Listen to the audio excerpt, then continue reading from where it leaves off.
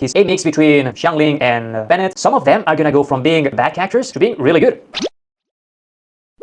So let's do a quick review. Overall, it was a okay streaming. The version looks good. Not great, but I would say good. It's a good version.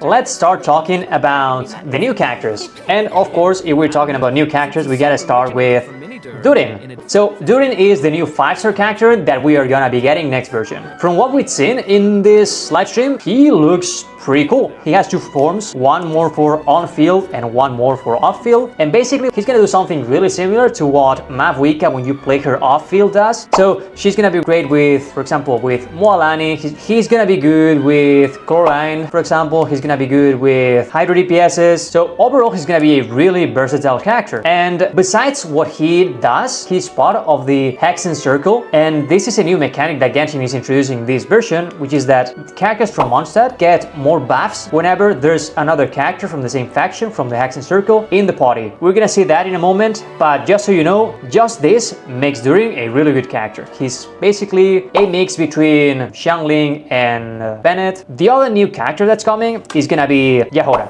Yahora is an interesting character. I don't think she's gonna be the best option in any team, but she has 2 things going for her. She's animal and she is a not cry character. So the consonants for not cry, she's gonna be able to trigger it. For now, she's gonna shine particularly well with Flames. Basically what she does is that she releases a thing that applies element off field. Remember that I told you guys that we have the new faction, that's the Hexen Circle. So we're gonna be getting buffs for each one of these characters. Sucrose, Mona, Clay, Albedo, Venti, Fischl, and Razor. That is really good because they're characters that had lost a bit of their power in the meta, and some of them are gonna go from being just okay or even bad characters to being really good. For example, Albedo is gonna go from being one of the worst promotional characters in the game to being quite strong.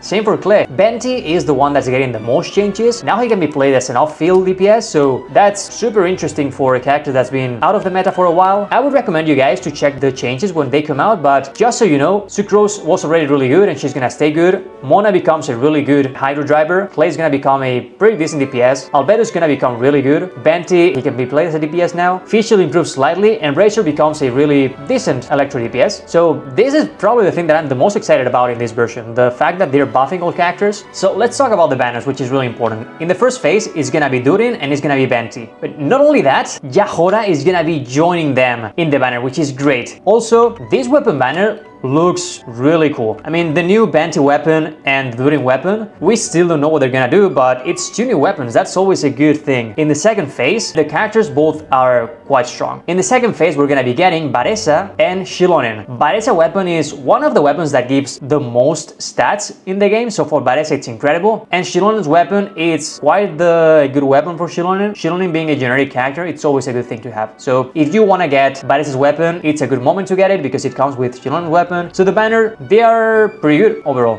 Now we are going to the thing that surprised me the most. We got Alice and Nicole. Let me know, guys, what do you think about the modeling game for Alice, but I am positively surprised about it. I think it has translated super well from 2D to the 3D. Alice looks incredible. Overall, I think they did a really good job. So I don't know, I just want to see what she tells us. Apparently, they're gonna tell us more lore about the witches, and that's always interesting. Guys, those of you who have been here from the beginning, we've been hearing from Alice since version 1.0. Like, I think the first time we heard about her was in the Clay Legendary mission, and we've been getting small pieces of information from her every year, but seeing her in game, wow, finally!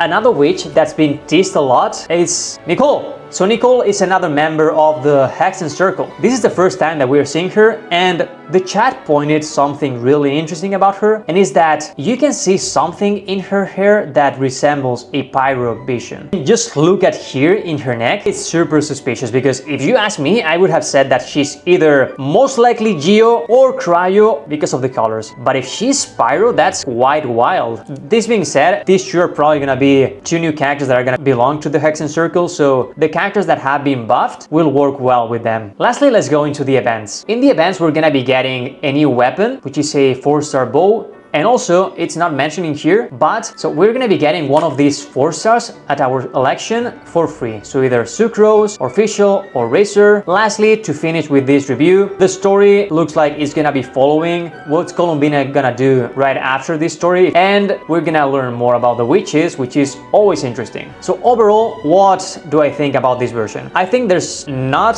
gonna be a lot of content exploration wise, but it looks like we're gonna be getting a lot of new missions from these old characters. It looks like the missions from the witches and Columbina are gonna be great. There's gonna be a lot of lore in there. So overall, if you love the story, it looks like we're gonna have fun. I'm super excited about Durin, about trying him out. He looks like a super versatile character that you can try in a lot of teams. And yeah, let me know in the comments what you think about this next version, if you're gonna be pulling for any of the characters, if you're excited about the new buffs, and that's about it. So thanks so much for watching and see you next time. Bye bye. Bye bye.